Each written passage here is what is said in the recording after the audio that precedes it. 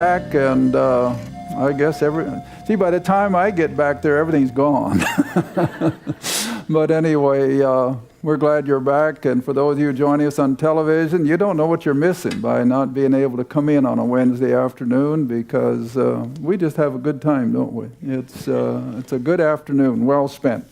But again, we want to thank those of you out there for all your support, your kind letters. My, how we love the letters. And your financial support, your prayers. We can't do it without it. No, that's all there's to it. All right, we're going to continue our study now for the third time on the various descriptions of the rock or the stone of Scripture, which is always Jesus Christ. Not Peter, it's Jesus. And we have to keep that straight, because only one verse, as we looked at in the first half hour, where there is a possibility of confusion that it could be Peter, but it isn't. Because again, I always tell people on a lot of these things, even though Scripture may not just definitively say something, what does the big picture tell us?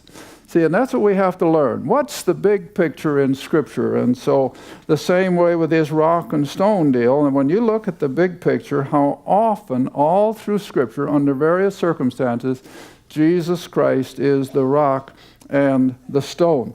Well, we're going to look at the stone of judgment this half hour, and we're going to start back in Daniel chapter 2. Daniel chapter 2, Christ as the stone of judgment. At the end of days, it'll become a reality when the final 7 years have run their course, and it's time for his second coming. And then he will fulfill this symbolic prophecy. All right, Daniel chapter 2, and again, just for a little background, you want to remember that Daniel was one of the young Israelites taken captive after the Nebuchadnezzar invasion, and the temple was destroyed, and they were taken captive down into Babylon, present-day Iraq, in the area of Baghdad. That's why, all this is in the news. We're coming full circle, as we're going to see in a little bit. And so Daniel was a young Jewish lad and was part of the slave system in the palace of the king. And Nebuchadnezzar, of course, as you all remember, had a dream. He had no idea what it meant, but it disturbed him, so that meant it must be serious business. And so he tried to recover the dream, and of course none of his wizards or magicians could do it, but somebody thought about little old Daniel down there.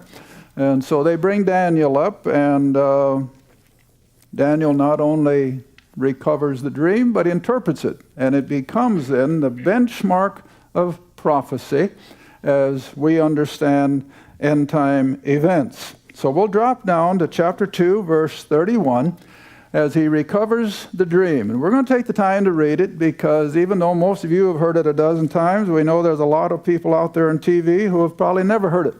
Because these things aren't covered in church and Sunday school, are they? No, I've never heard of it. And so we're going to take advantage of our audience out there. Daniel says, "Thou, O king," verse 31, "sawest," in his dream now, "and behold a great image or likeness," or we would say today, a statue. "This great image, whose brightness was exceeding, stood before thee, and the form thereof was terrible," or frightening, for whatever reason. Verse 32, "This image," or this statue, now picture in your mind the statue of a man, probably a military type. "And this image's head was of fine gold, his breast," now we're coming down through the torso. Just picture this in your mind. If I were an artist, I'd love to put it on the board, but I'm not an artist. But you start with the head, and you just come down through the torso all the way down to the feet and the toes. So his head was made of fine gold. His breast and arms, or the upper part of the torso, was made of silver. His lower, or the belly area, and his thighs were of brass. His legs of iron, and his feet, part iron, part clay.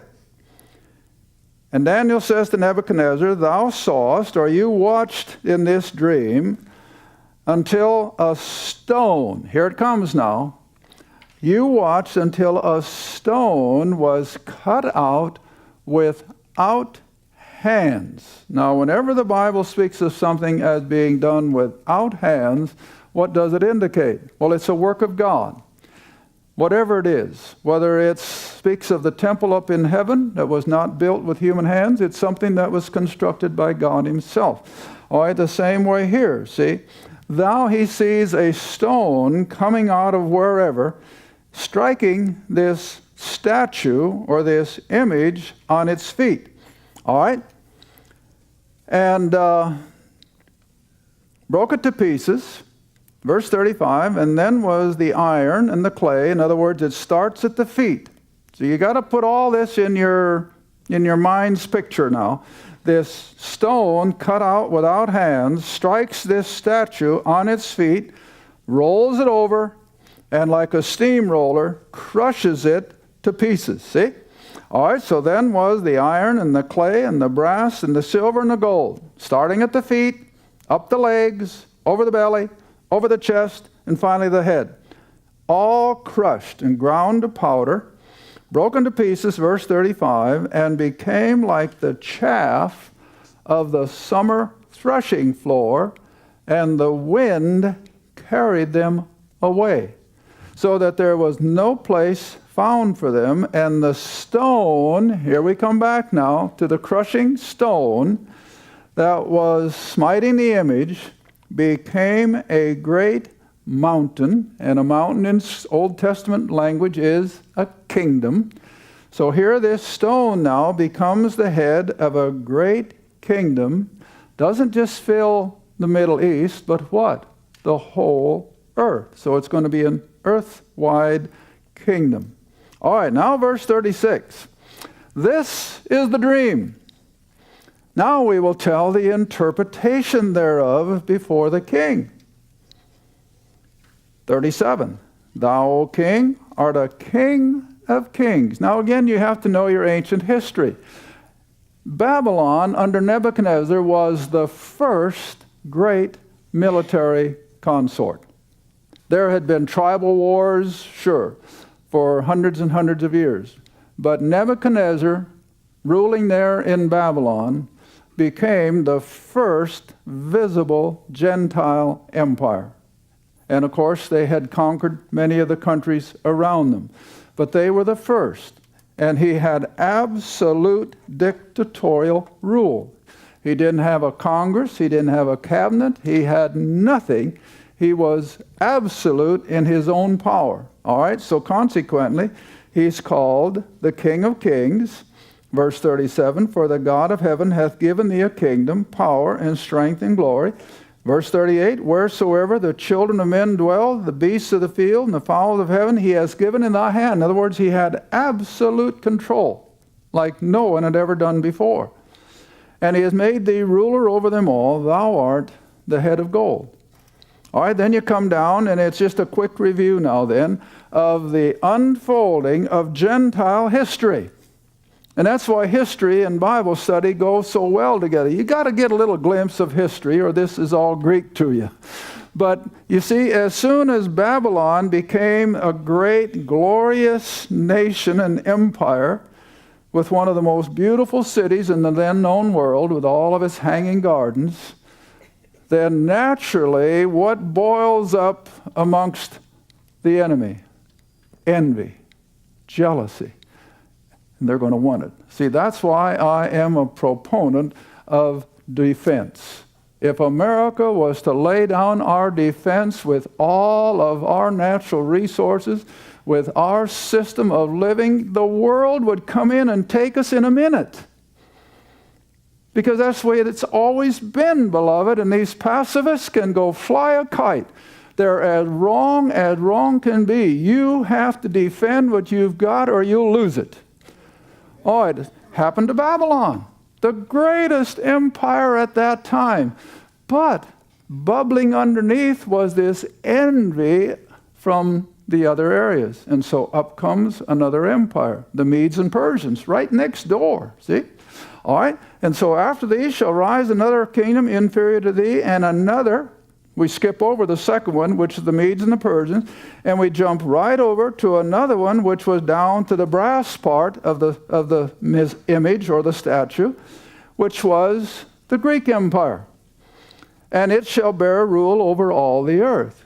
Well, now let's just reconstruct. After Babylon became the great, beautiful city and its empire, then next door, which is present-day Iran, and those Arab nations, they rose up, defeated the Babylonians, and established their kingdom, the Medes and the Persians, Artaxerxes and Cyrus and some of those guys.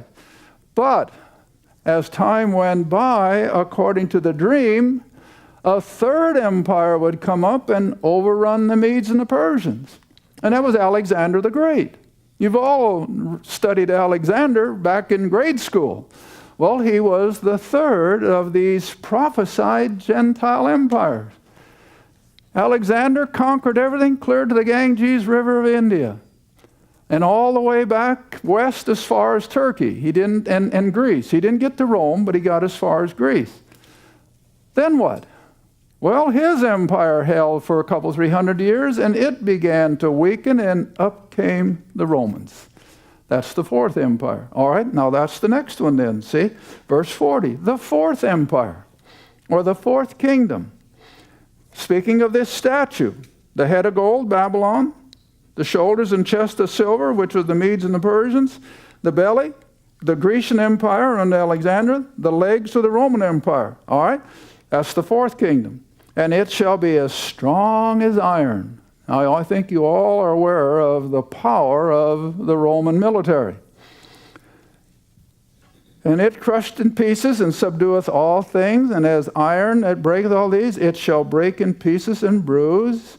And then verse 41, whereas thou sawest the feet and the toes, part of potter's clay and part iron. In other words, it was fragile. It did not have the strength of pure iron itself, but it was an admixture.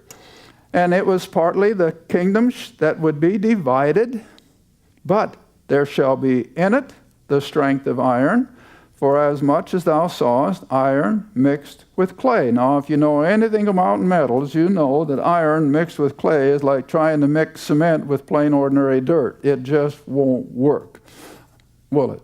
If you're going to mix concrete, you have to have the right kind of sand, or you won't have concrete that's worth anything. Well, it's the same way with metals. If you're going to mix iron and clay, it's absolutely impossible to have any strength. It'll crumble. All right, so this is what a picture of that particular empire. Now verse 42, and as the toes of the feet were part iron and part clay, so the kingdom shall be partly strong and partly broken. All right, now then, when Bible scholars and the people who teach eschatology are convinced that the fourth empire was the ancient Roman Empire, but this next empire is what we see coming on the scene today.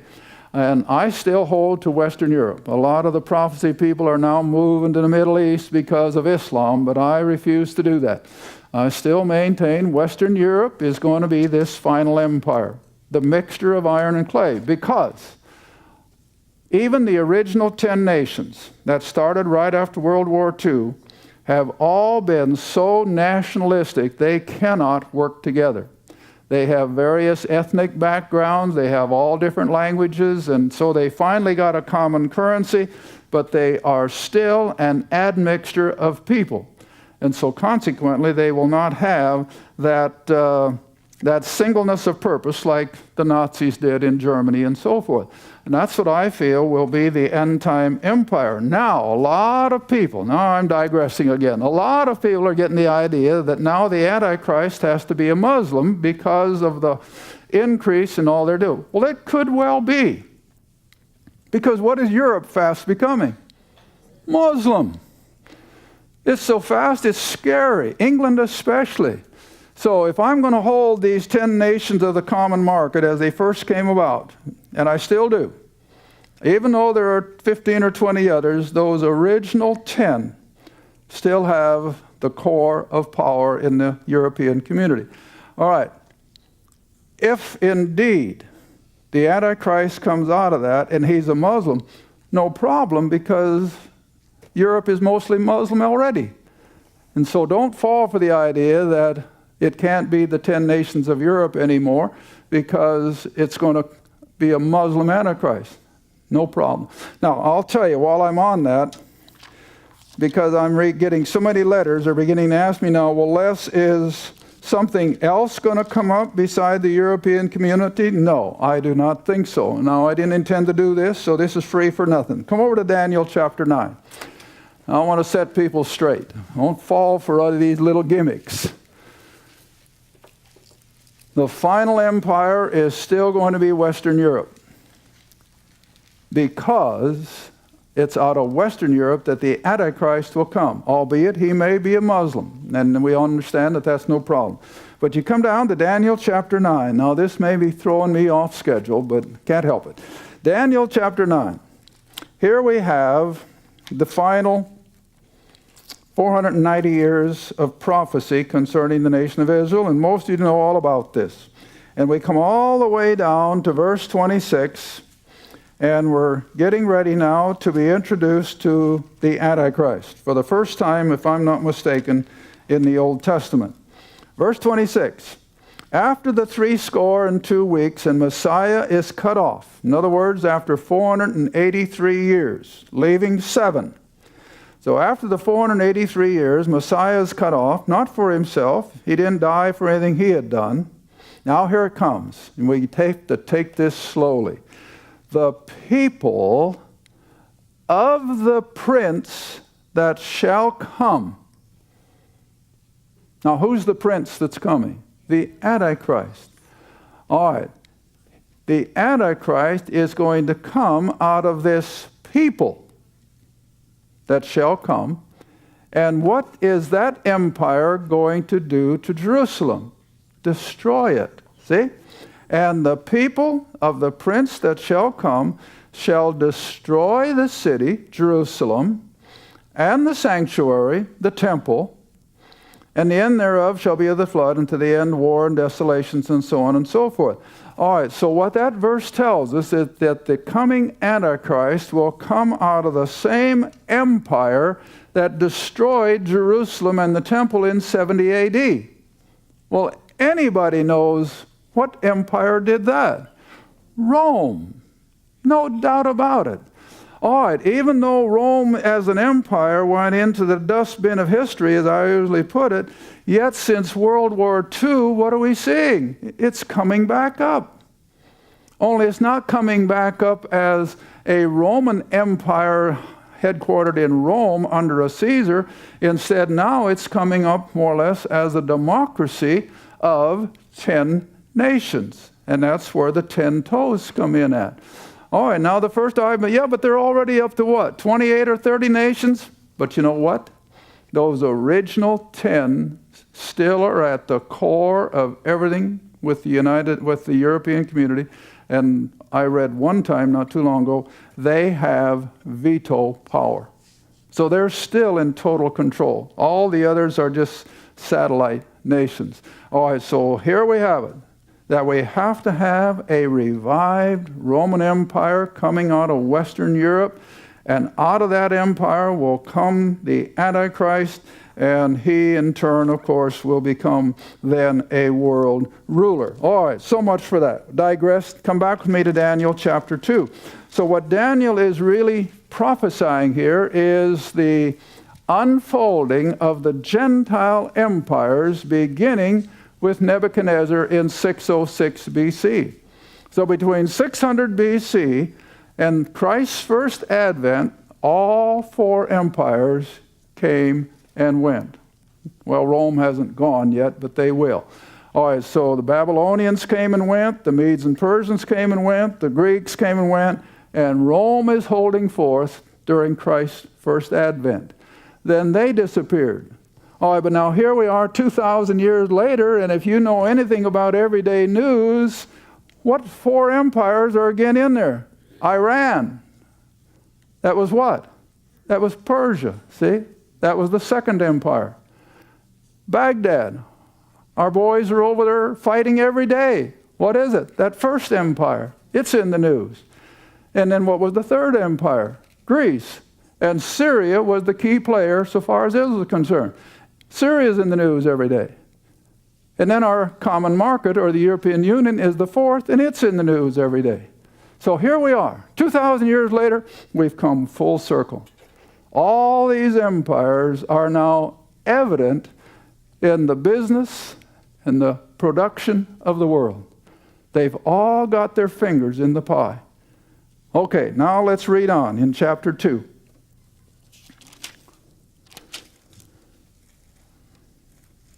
Well, let's see. I got down about as far as verse 41, I think.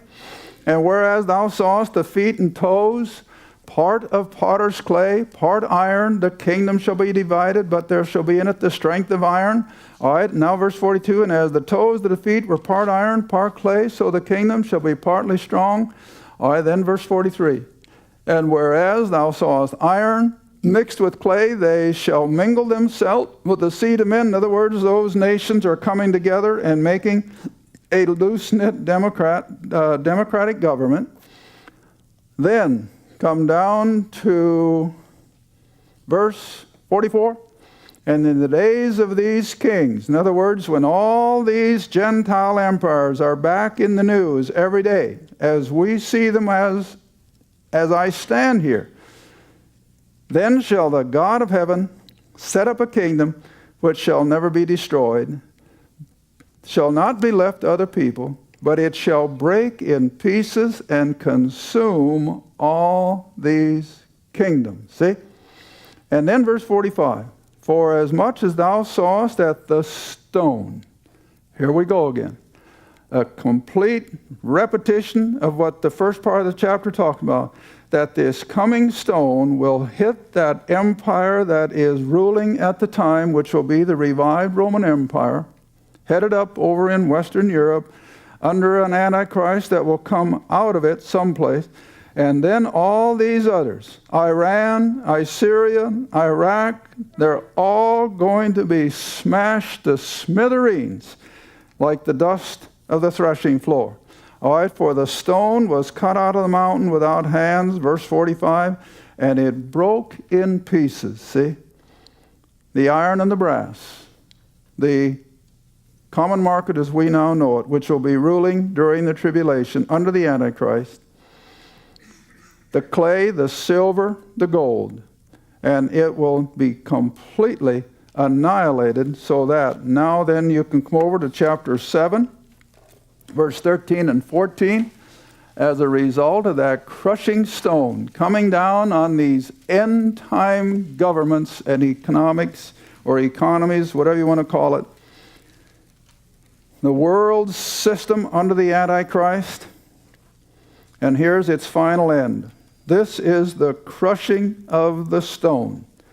Verse 13, I saw in the night visions, and behold, one like the Son of Man came with the clouds of heaven, and came to the Ancient of Days, and they brought him near before him. God the Son comes before God the Father, and the Father now in turn gives unto him dominion and glory and a kingdom, that all people, nations, and languages should serve him. His dominion is an everlasting dominion, which shall never pass away. All right, now then in the few minutes we have left, let's jump all the way up to Revelation chapter 19, when now we see the same stone, but we have different language.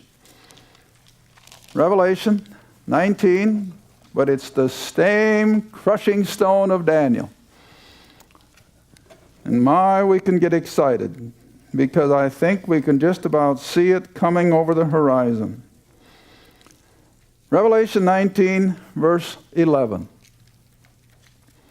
And this is just another way of putting the stone cut out without hands. Verse 11, and I saw heaven opened, and behold, a white horse, and he that sat upon him was called Faithful and True, and in righteousness, see, it's going to be total fair. Let me stop a minute. The unbelieving world, they hear this and they think, what kind of a God is this anyway? A God that's going to kill millions and millions of people? That's not a God of love. Well, of course not. He's been a God of love for 6,000 years. He has never brought in that kind of judgment until here. Now, even the flood, I've said this before. See, the flood was a judgment, absolutely, because of their ungodliness. But I read again the other night in a scientific journal where their description of the flood was almost identical with when I taught Genesis 6 20 years ago, wasn't it? A long time ago. You remember how I made the point? It wasn't the 40 days of rain that drowned the people, for goodness sakes. But what happened? Within the first 24 hours, the fountains of the deep opened up, and it was instantaneous destruction. Instant. They never knew what hit them. Well, this scientist was explaining it, how the tectonic plates were moving underneath and all this. And I just get goosebumps. Well, that's what I've always said. It wasn't the 40 days of rain. It was that breaking up of the fountains of the deep. All right. Now then, here we have the judgment of God because His grace has run its course. Nobody has to go to that horrible place we call the lake of fire. Nobody. Everyone's sin is already paid for. And all they have to do is believe it, but they will not. I mentioned in my seminar in Charlotte the other day, and I made it a point. Don't get discouraged when we realize that people who think like we do are in a small minority. It's always been that way. God has never had the majority. 8 people in the flood. Isaiah said a very small remnant. And the other one, Elijah, he thought he was the only one. And so it's always been. God has never had the many. But anyway, here we come to that smiting stone who is going to now come not as the stone rejected of the builders, but he's going to come as the stone of judgment. And the second coming, of course, says it all. I haven't got time enough, but you can read Revelation 19 when you get home. The second coming of Christ, when he's going to come and become absolute sovereign King of kings and Lord of lords, not just over Israel, over the whole world. Thank you for watching Through the Bible with Les Feldick.